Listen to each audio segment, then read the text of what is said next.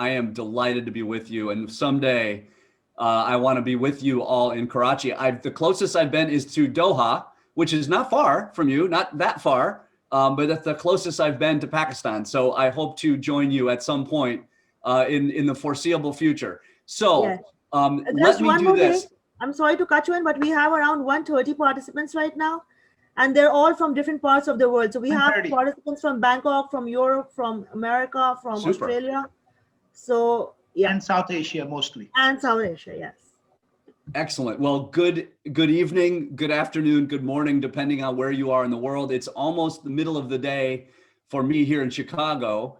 And as I said, it's cold here, but I'm hoping that you are all safe and sound and warm where you are. Let me just start a couple of things. I've got some visuals to show you, and Taskeen did such a good job introducing me. I will spare you any more introduction, but I would just want to say thank you so much for joining me. This is important stuff that we're going to cover today.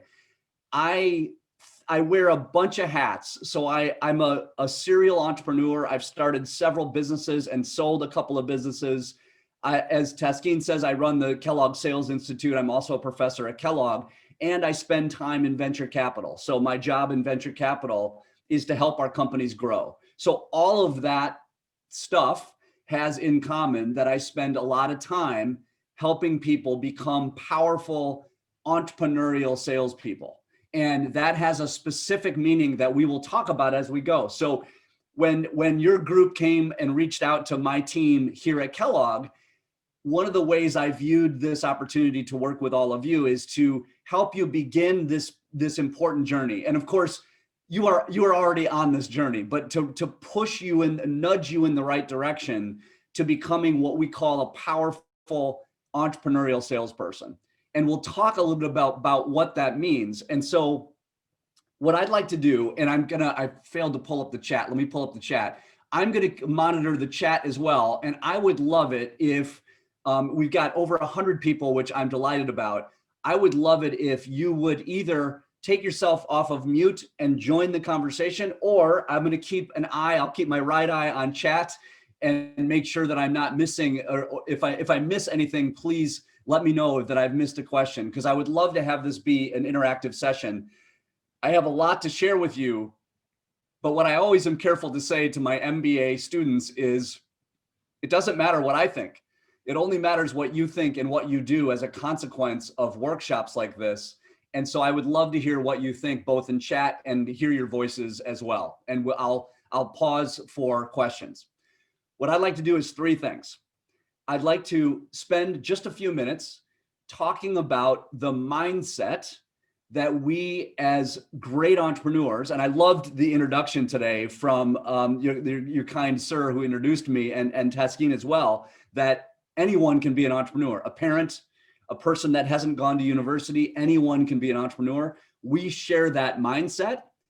And as it relates to selling, we really have to adopt a specific mindset that I want to talk with you about that's very, very powerful. That's number one. Number two, I want to talk about the foundation for greatness when it comes to elite performance in entrepreneurship and sales. And I see from your team that you can absolutely raise your hand if you'd like to speak. And I'm going to pull up the participants so I can see your hand raise if you raise your hand. Don't feel like you can also just jump into the conversation. So don't be you don't have to be too formal with me. So that's the second thing. I want to lay the foundation for what we know to be true about elite performance. And then I want to layer one more thing, if we have time, on top of that foundation and talk about how do we make connections? How do we, what we call networking? What do we need as entrepreneurs, as entrepreneurial salespeople to make quick and strong connections with people? So we'll talk about what that looks like. How does that sound? Thumbs up? Does that sound good? Okay, good. Let's do it.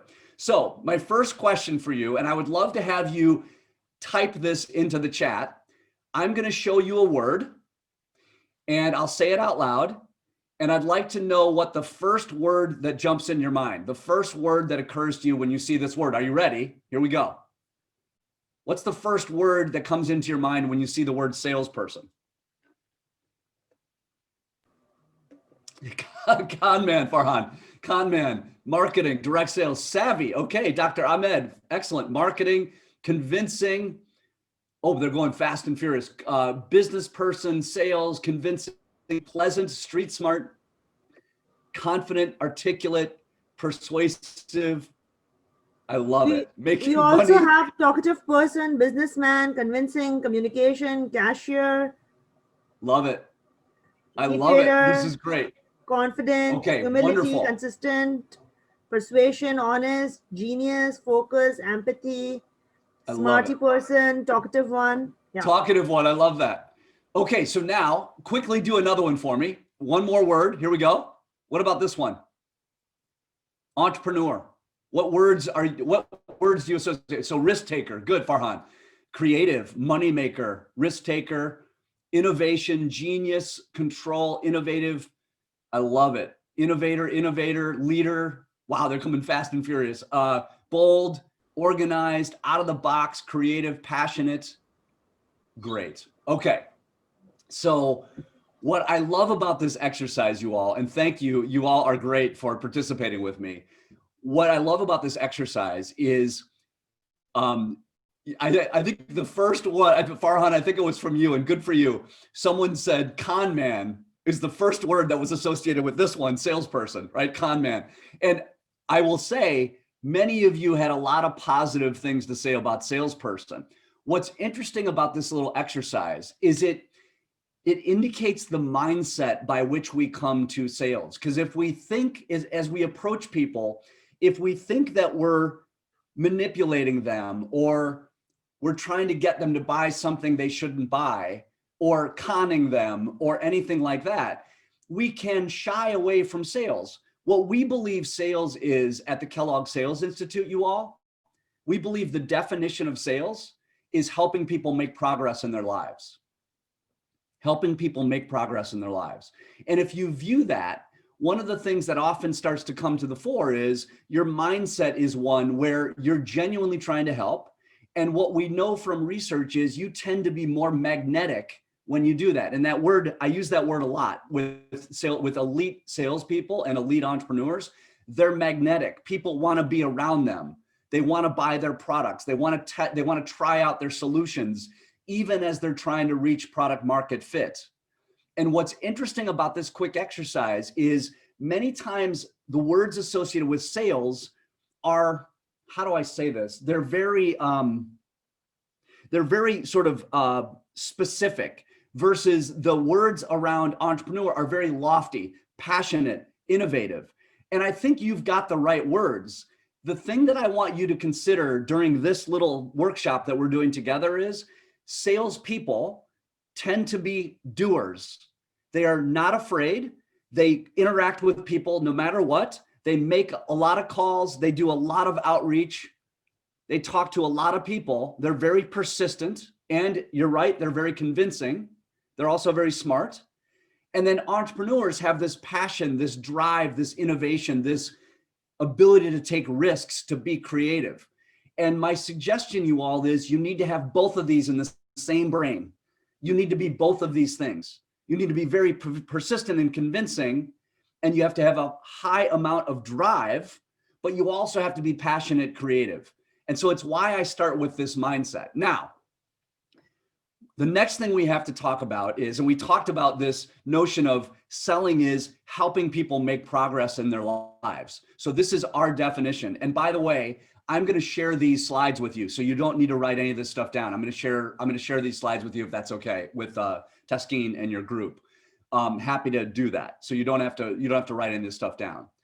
But if this is our definition of sales, and Kamran, a salesperson who try to sell knowing the product is defective, yes, that's a con man. That's exactly right. And here's the thing: if we're entrepreneurial, and so we're passionate and we're creative and we're driven, these are some of your words, but we're also incredibly honest and persistent, those things should go together. I should be able to say, Kamran, I am an entrepreneur. I'm trying to create product market fit. I know this solution isn't quite good for you right now, but how might I make it good for you? And if I approach it that way, you will trust me more to be able to reach product market fit and give you a solution that works for you. So I love your comment. Absolutely. Now, that's mindset. We have to, we are more and more convinced, folks, from research that your mindset drives everything you do. And here's my caution. In our study of entrepreneurs, if we are too high level, we spend too much time being creative or innovative. Those are good things, don't get me wrong. But if we spend too much time there and not enough time being gritty and resilient and making the next 100 calls to prospects and going to networking events in Karachi or all over the country or all over the world, if we don't combine those two things, we get in trouble. And what happens is most entrepreneurs shy away from sales because their mindset tells them that sales is this negative thing. Kamran, you said it perfectly, this negative thing where I'm trying to sell you something that doesn't work. And what I would suggest is as long as you combine these two mindsets in the same thing, in the same head, and your view is you're helping people make progress no matter what, that's a great place to start. Now, we have to go to part 2 of this discussion and talk about the foundation. And here again, I'd either love to hear your voices or hear this in chat. So I don't know if you can tell, but I'm standing right now in my office at Kellogg. So I'm standing. And what we know to be true of salespeople at the elite level and entrepreneurs at the elite level is that they have a strong combination of 3 things: knowledge, skill, and discipline. And it is these 3 pillars. If I'm standing on these pillars, those pillars go into the earth and they rest on the bedrock of the earth. And as long as I am standing on those 3 pillars, I can perform in any given moment. I can help create product market fit with my product. I can talk a customer into trying to work with us. I can talk an investor into giving me $1 million to invest in my business.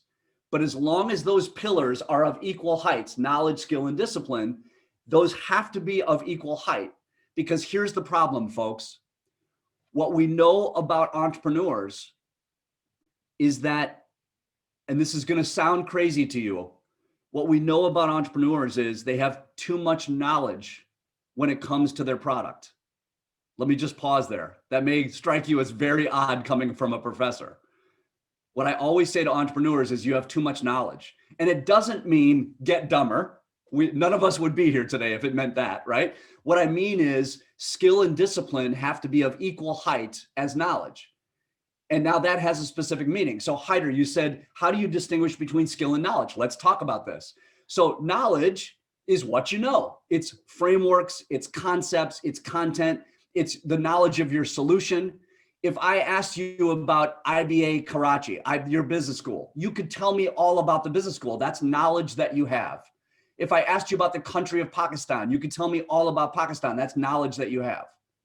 Now, that's the easy one. As Haider says, what about skill? What's the distinction? Well, what is skill? Skill is an ability acquired through sustained effort and continuous feedback to accomplish a complex task. Now, this gets really interesting really fast, you all.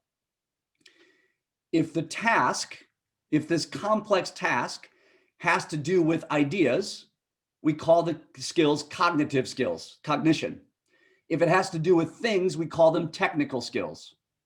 And if it has to do with people, we call them interpersonal skills. So there's lots of abilities that we all have to have. That pillar, if you will, if you go with my metaphor, if this metaphor of a pillar, of a foundation that you're standing on, skill, there are tons and tons of abilities you have to have. Now, what's discipline? That's the third one. Discipline is choice. Psychologists tell us we make hundreds and hundreds of choices every single day. You made choices when you got up this morning. You probably brushed your teeth, or you checked the news, right? Or maybe you did a little bit of exercise. Those are choices that you made, but chances are they were unconscious to you. You didn't think about brushing your teeth, you just did it. If you drove to the business school today, you made an unconscious choice to drive. The entire process of driving was unconscious. And so what we know about elite performers is they make their disciplines known. They make them conscious, such that you can execute the expert moves of elite sellers, elite entrepreneurial salespeople at any given moment of any given meeting of any given day. Now, let me pause there for questions. I don't see any hands raised unless I'm missing it. I don't see any hands. How are we doing so far? I'm going to check the chat. Yeah. So Kasar, if I'm saying your name correctly, skills the ability to make it different from others. There's lots of different skills and lots of different abilities. And the question is, what are the skills and disciplines you need to succeed as an entrepreneurial salesperson? That's the question on the table. And there are many, many. But I hope what I've begun to do is distinguish this from knowledge, because knowledge is, we know that entrepreneurs, as they go to raise money, they will often have too much knowledge. They'll tell me too much about the product rather than listen to my questions, right? So now, right, your interpersonal skill. Discipline, choice is more about freedom. I would argue that discipline is making a choice. You either do something or you don't. When you go to raise money, you come to my venture capital office and you come to ask for money. Think about that.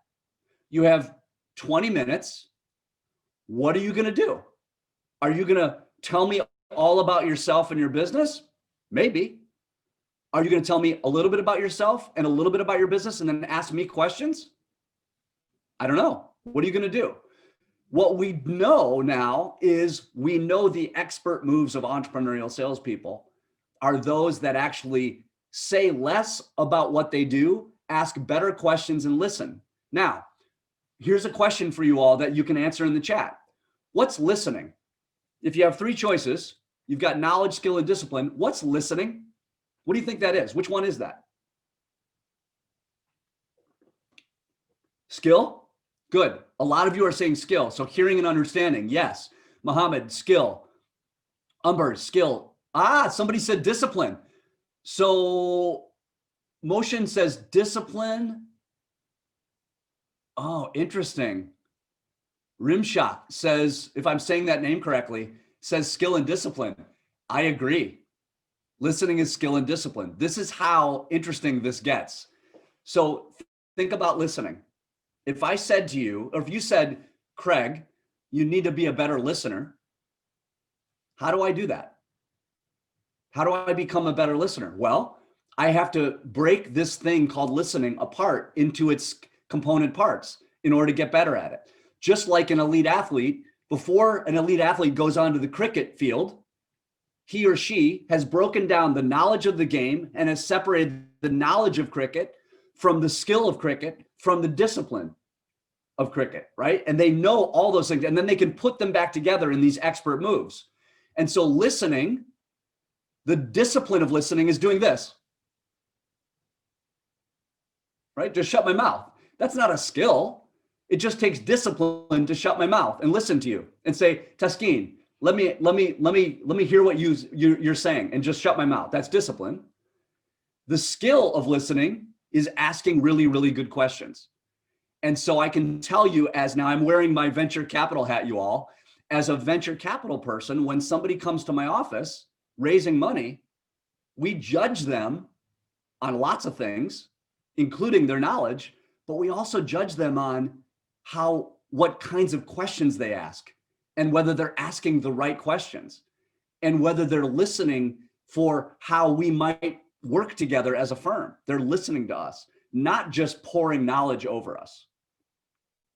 Okay, and you're right, Kamran. So by answering a question, it is so you can take presenting, you can take product market fit, you can take running a sales meeting, and you can take any of these and you can break them down into their component parts of knowledge, skill, and discipline. One of the things that I hope sticks with you from this workshop is this notion that anything you do all day long can be broken into knowledge, skill, and discipline, and you have to get good at each one of those. You definitely have to have the knowledge. Knowledge is hugely important, but you also have to have skill and you also have to have discipline. So Dr. Ahmed asked, with this reasoning, can we incorporate all three? So you can. I'm not sure if they have equal weights, Dr. Ahmed. I'm not sure. But yes, you can incorporate all three. So listening is a good example. I'm going to use the discipline of listening with the skill of asking you great questions, and then knowledge in response to what we're talking about. And Mohammed is asking, which type of questions are being asked for raising money? This is an interesting question, and let's talk about that for a moment. One of the types of questions that we look for in when people are raising money is questions around what we, the venture team, knows that the entrepreneur may not know. Now think about that for a second, you all. Mohammed, this is a really good question. If Mohammed comes to my venture office and he has this great little company that he wants me to invest in, and somewhere in that conversation, he says to me, hey, Craig, or to my team, hey, Craig and team, you know, I've done a lot of work in this industry, but I've not seen everything. Help me understand what's surprised you most about this industry with your own investments over the last couple of years. Just think about that as a question. What does that tell me about Mohammed that he's asking that question? It tells me a lot. It tells me he's humble because he's just admitted he doesn't know everything. He's also curious because he's demonstrated that he wants to get inside my head and understand what I know about this industry. He also is smart in the sense that he's trying to anticipate using what I know about this industry to avoid problems down the road for his business. In one question, folks, he's telling me all kinds of things. But now notice something. He knows that he has to ask that question. That's knowledge. But the skill is asking that question at the right time in the meeting, and the discipline is just making the choice to ask that question rather than portray himself that he knows everything about this industry. This is absolutely key, and these pillars go very, very deep. Okay, so let me continue along these lines, because one of the things that entrepreneurs must know and have knowledge, skill, and discipline around. I'm going to show you a couple of pictures here, and then we're going to quickly run through one of the sets of expert moves that entrepreneurs must have to be successful. So bear with me, but I'm going to just show you a couple things. At Kellogg, we use a 10-step sales process. And again, if Taskeen will allow me to, I'm going to send you a picture at the end of this, along with this presentation, so you have it. I'm going to show you what's called the entrepreneurial selling map in a second. But this is the process. And so as an entrepreneur goes to market, she or he must go through this process, from identifying people's pain to creating the right targets, generating leads, determining whether that customer or prospect can do business with them. We call that qualifying. Right in the middle here, what I call determining fit. How do you have a conversation such that you quickly figure out whether Ahmad or Mohammed or Abdullah can do business with me or not, right? I make a proposal, I close the business, and then in this gray scale phase, selling doesn't end when a deal gets closed. It simply moves on to a new stage with different tools, where I now want to think about helping this client fall in love with our business. And I do mean love, fall in love with our business. And I have to build a team that I can lead, and I have to measure the right things. So as you can imagine, at the business school, I teach a whole workshop on each one of these 10 across a 30-hour class. Now, here's what's interesting about this. And I'm actually going to jump ahead for a second, if you'll allow me, because I want to show you a map of something that I promised to show you. And I'm going to send this to you with Taskeen's approval. I'll send this to you. This is a lot to look at. But what I'm showing you here is you've heard the phrase job to be done, right? There's a job to be done of each step of the sales process. Obviously, there's no way we can cover this all here, but what I wanted to leave this with you is all of this sits on the foundation of knowledge, skill, and discipline. Now, in each step of the sales process, you must have the combination of expert moves, like I talked with Muhammad about a minute ago, where he comes into my venture office and he asks a really good question. You have to have the expert moves in each one of these steps of the sales process. And what I've given you here is just a click down into what's going on at each step of the sales process, such that you can be unstoppable in these steps. Okay? Then what you need to be thinking about is there's a toolkit. And just like entrepreneurs have software tools and Google Suite tools and digital marketing tools, entrepreneurial salespeople also have tools. And so that row next to the bottom is your toolkit that you're building week by week, day by day, as you develop your muscle when it comes to entrepreneurial selling. Okay, let me stop there before I turn to one of the most critical parts that entrepreneurs have to get good at the beginning, and that is what we call the art of networking. But let me stop here. I'm looking at the chat. It looks like we're okay so far. I don't see any hands unless I'm missing them. So let's keep going. Okay, so here's a question for you. And I'm curious about this, and I'm curious about the different cultures in which you operate.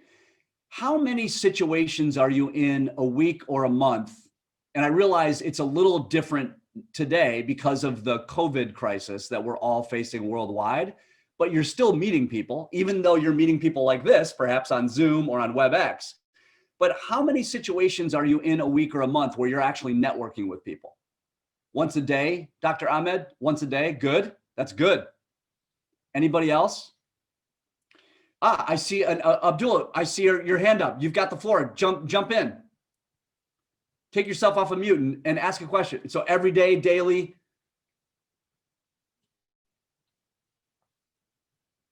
Abdullah, I think you're off mute.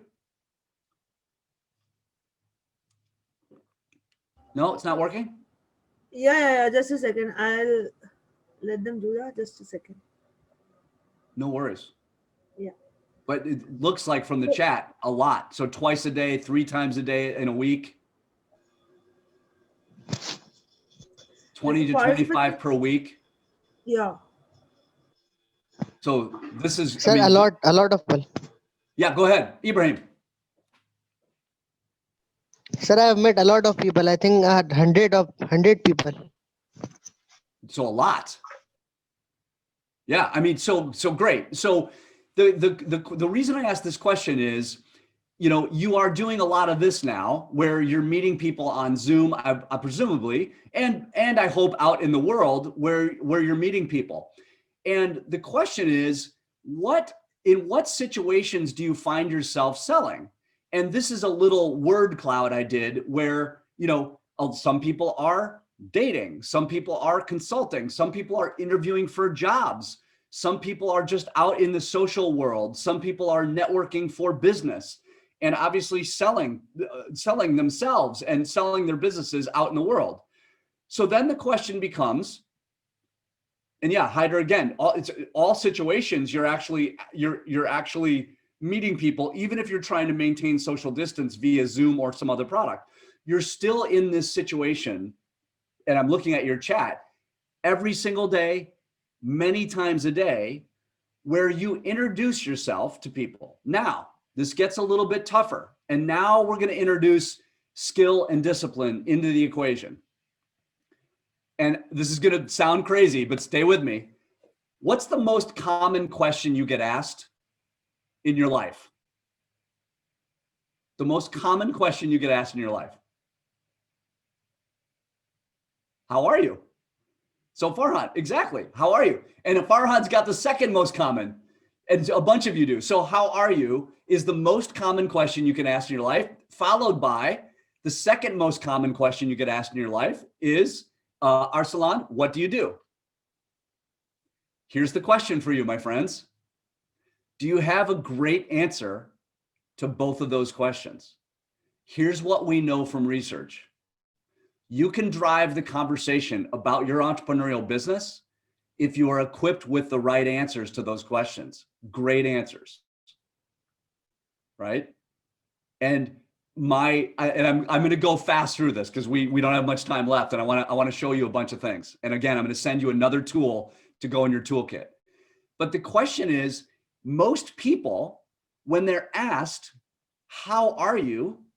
What do they say? They say, I'm fine, or I'm well, thank you. Or, again, depending on your culture, you say, assalamu alaikum. It doesn't matter what you say, right? But you give an answer. I'm fine. How are you? And you answer. And there's nothing wrong with that. But how might you introduce yourself in a way that begins the conversation that you want to have? Why is this important? Because entrepreneurs routinely miss opportunities to talk about their business, and thus they miss opportunities to sell. That's the problem that we're trying to address here. And so what we do here is we architect a sales conversation. We call it the art of the sales conversation. And every sales conversation has 4 forward gears and a reverse gear. And I don't know if you drive a manual transmission, what we call a manual transmission, a stick shift, right? So I see a bunch of you nodding, right? I do as well. So just think about this as a metaphor: 4 forward gears and a reverse gear. Here's what it looks like.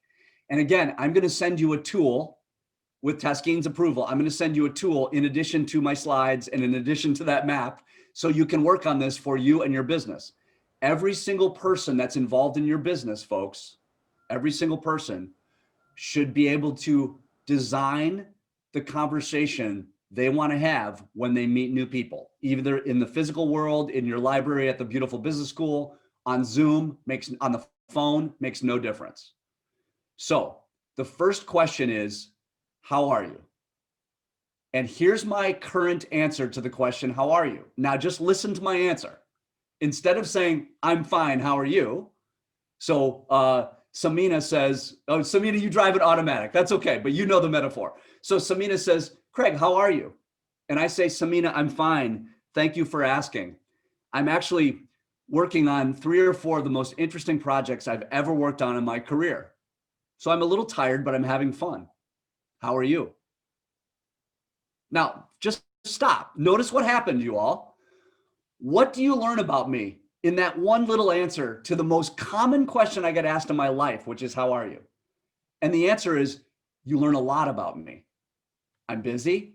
I'm working on a bunch of interesting projects. And guess what your next question is going to be?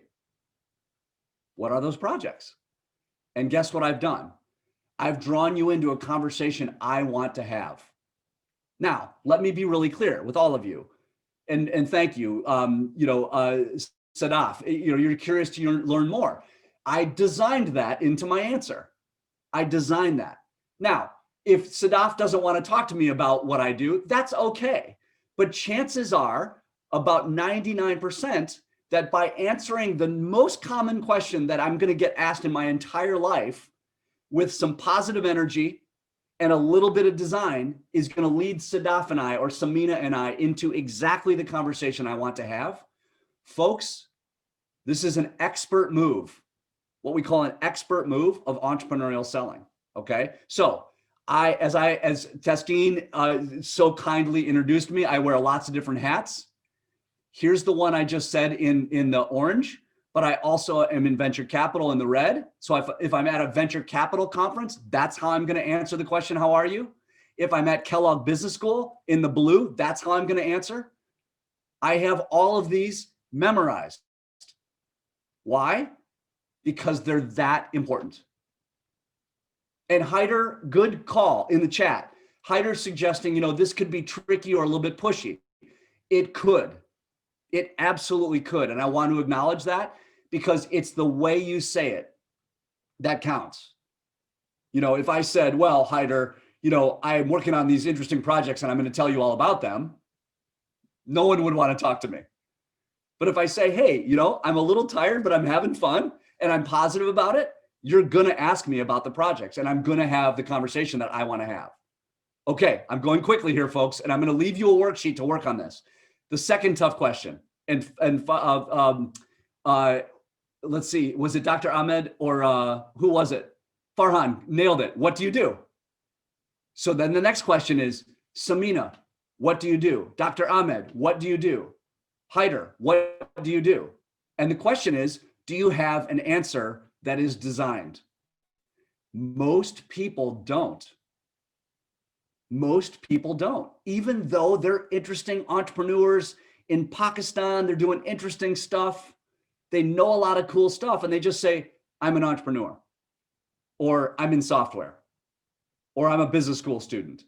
Folks, that's not enough. Samina, there you go. I design clothes. I'm a fashion designer. Notice how much more interesting that is than just saying I'm an entrepreneur. So here's, if I'm at Kellogg and you walk up to me and we're in this building and you say, Craig, how are you? I say that same thing, or I say with my Kellogg one. And then you say, what do you do? I say, Samina, I teach a class called Selling Yourself and Your Ideas, which helps you show up, stand out, and break through in every room you're in. And then I just shut my mouth. Again, why? Because I want to have the conversation that I want to have. I want to sell you my course. And to Haider's point earlier, if you're not interested in my course, that's fine. We won't talk about it. But chances are you're going to say, wow, Craig, Samina's going to say, Craig, tell me about the course.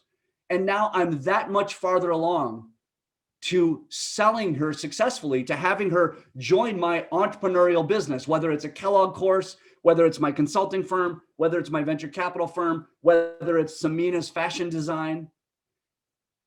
Yeah, I mean, Tareem, great point. And you used a perfect metaphor. Frame your answer. You know, frame is a metaphor. We put a picture on the wall and we frame it. And that frames the conversation you want to have. Frame your answer to show how you have an impact on people's lives. I can't say it any better than that. That's perfect. Well said. That is the entire point of this. But folks, I'm going to say something to you that I say every day to anybody around the world, no matter the culture, no matter the type of business, and that is, be ready. Entrepreneurial selling is about being ready. When you're at a train station in Karachi, when you're walking into the business school at IBA, the library, when you're on a Zoom call, when you're on a phone call, and someone asks you, how are you? And what do you do? Be ready. You now know that readiness has a specific definition. The specific definition of readiness is say the words such that you have the conversation you want to have. So I'm making this up, but Samina says, or Ahmad says, I'm a businessman and I export rice to the USA. That's great. What I would push Ahmad to do is give it a little bit more color, a little bit more context, make me interested in rice. Why is it the best rice? I export the best rice. Or I export, rice that has been, grown in Pakistan for thousands of years. Notice how I'm making that up, Ahmad, of course, but notice how I'm trying to make it more interesting. Samina says, I'm a fashion designer, and you will never look in the mirror at yourself the same way twice after you wear my fashions. Why wouldn't you say that, right? Because so much of entrepreneurial selling, you all, is being magnetic. And I mentioned that right off the mark today with you all 45 minutes ago, when I said what we know to be true from research about the best entrepreneurs in the world, the most effectual entrepreneurs, and I saw effectuation on Taskeen's intro slides, the most effectual entrepreneurs, the most powerful entrepreneurs are magnetic. You want to spend time with them. But folks, it begins in the first 5 seconds of your conversation, of any conversation. Okay, so I love this. You all are jumping in here. So I'm a travel agent and help people to explore the world with competitive prices. Perfect. That's fantastic, right? Omer says, boom. I'm the founding member of an NGO giving happiness to people. Folks, Syed, these are fantastic. You are already on your way. Now, let me add a couple other thoughts and I'll let you get back to your evenings or your mornings or your afternoons. So here are mine. And again, I share these with you, not because they will resonate with you, but you may see in the construction of these something that you could use. Now, here's the third tough question. What does that mean? Okay, so now I'm going to go back to Samina. So Samina says, I say, Samina, what do you do? She says, I'm a fashion designer, and with my fashions, you'll never look in the mirror at yourself the same way again. And I say, okay, what does that mean? And then she has to answer the next level. And now notice what she's doing. She's going to give me a little bit more about Samina, a little bit more about her fashion business. And again, here's where I don't know what that is, but what she wants to do is say something interesting about her business model, something interesting about her designs. She could say, I could say, what does that mean, Samina? And she could say, Hafiza, one of my customers, changed her life, changed his life with my fashions, whoever she sells to, right? And she could say something about that. Again, all in the service of having the conversation that she wants to have, taking me down a path to say, wow, where do I get access to these fashions, Samina? Where do I get the access to this rice, Ahmad? How do you sell that? How do you bring it into the United States?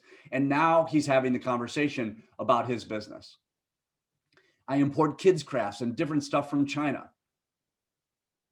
And Hyder's asking a good question. Would this be a standard reply or adapt to the audience? Hyder, yes and yes. So folks, what I want you to begin with, just begin at the beginning, which is get a standard reply. Samina says it the same way to everyone. Dr. Ahmed says it the same way to everyone. Umber, I see your hand. I'm coming to you next. And then Hyder, all of you, then Samina, once Samina's got it and she's said it 50 or 100 times, she's had this conversation, we call the art of the sales conversation. She's had it 100 times. Then she begins to say, okay, well, this is a man asking me about fashions, or this is a woman asking me about fashions. So I'm going to make minor adjustments to my sales conversation. So Hyder, I hope that helps. Farah, talk to impress. Absolutely. Umber, you've got your hand up. Jump off of mute and let us know what you're thinking. First of all, I'm really loving the energy, and the conversation is highly interactive. And the other part and the questions that you have shared are intriguing as well. My question is, how do you make sure that you don't come off too strong, too ambitious, or how do you make sure that it's relevant and to the point? Because once you are so passionate about something, people say they can see my eyes shine, and I don't know what does that even mean when I'm talking. And I don't even care if anybody's listening or not, and I keep on talking. So I just want to make sure that it's more relevant to them as well. So how do you do that? Well, I love it. So Umber, it's a wonderful question, and I love that your eyes shine.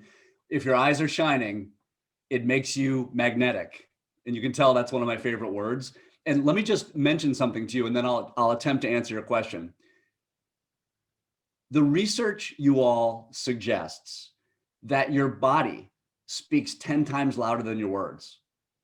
So I mean this, Umber, quite literally. If your eyes are shining, that's 10 times more important than any words you can say coming out of your mouth. That's a really powerful thing. So don't ever get rid of the shine in your eyes. Now, to answer your question, this is where discipline comes in.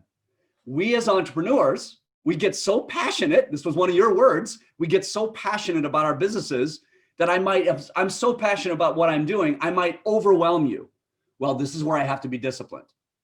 And I can think of, there are many, many disciplines that would apply here. I can think of two in direct answer to your question. One is pause.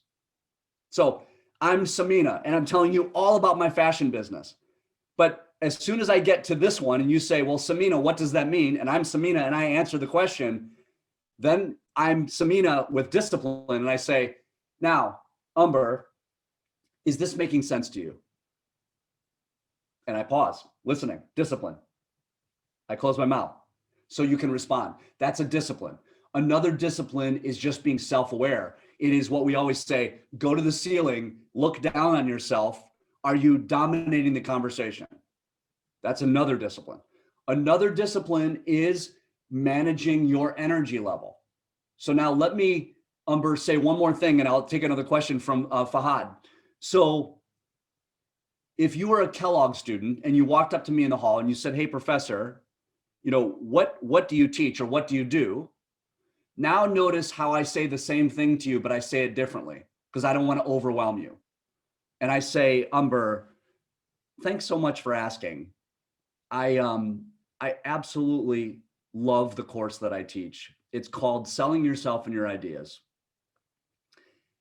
And what the course does is, we hope, is that it allows you to show up, stand out, and break through in every room you're in.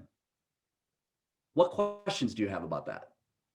Now, just notice my body language and my voice. I slowed way down.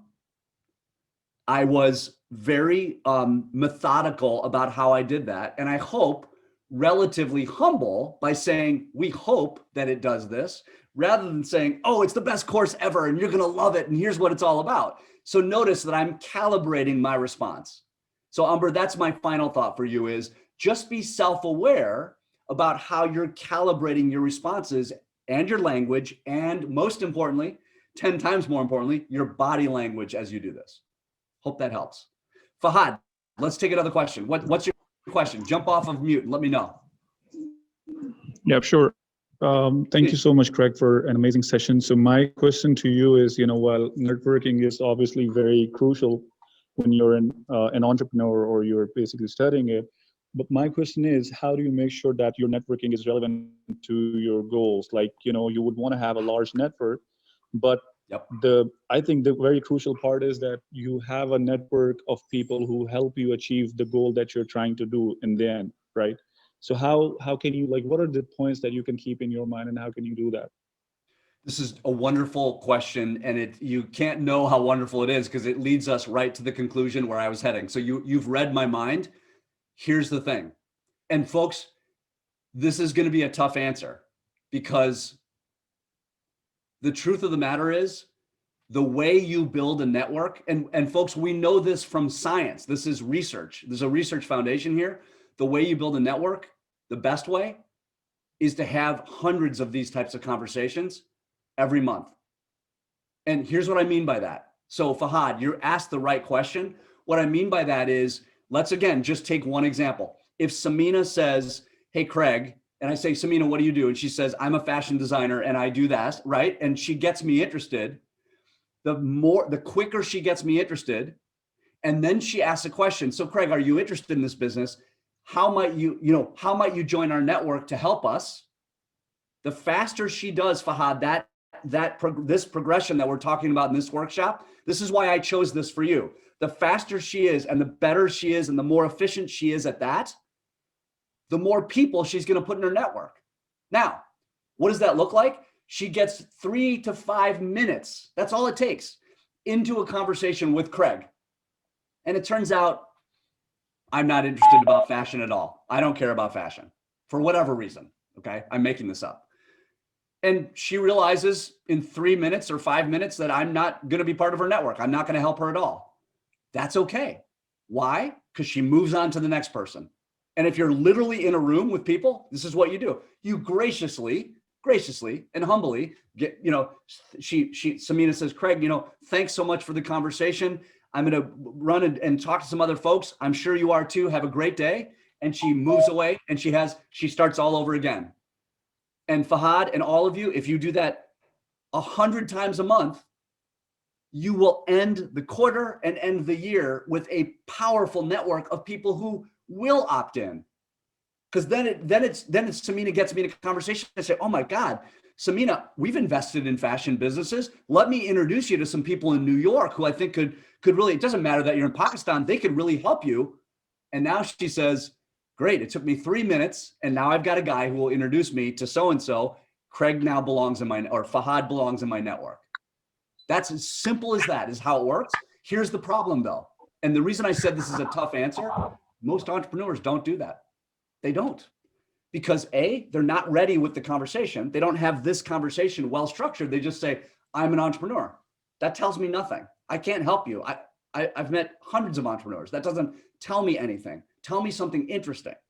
And so they miss opportunities to collect what we call nodes on your network, people. And it's a wonderful thing done well. Great question. Okay, we have, it looks like we are at the time, and I apologize. This always goes way, way too fast. Let me just show you a couple other things that just, let me stop sharing here for a second. I'm gonna send you this whole, thing, folks. But I'm also gonna just show you a slide. Oh shoot, sorry, gotta hit share. Give me 1 sec to share you one more slide. I do a lot on social media. So if you're interested in staying in touch with me, that's the reason I'm going to show you this. And then there's also, obviously I teach online courses and stuff like that, we have people from Pakistan, we have people from Afghanistan, we have people from all over the Middle East and all over the world in our courses. But if you want to stay in touch with me, I'm going to send you this deck. These are actually clickable links where you can find me online and we can continue the conversation. So I'll stop sharing that now. My accountabilities and action items for you are with Taskeen's approval to share the deck. I'm going to share the, what was the other thing? Oh, I'm going to share the art of the sales conversation with you and the entrepreneurial selling map. So I will share those yet today with her, and she is more than welcome to share it with each one of you. So thank you. That went way too fast. Thanks for a great discussion. I wish all of you the best. Please stay safe. And I hope to see you at your beautiful business school at some point in the future. It'd be super fun to get over there and actually do a day in the classroom together. Thanks, everybody. Taskeen, thank you so much for having me.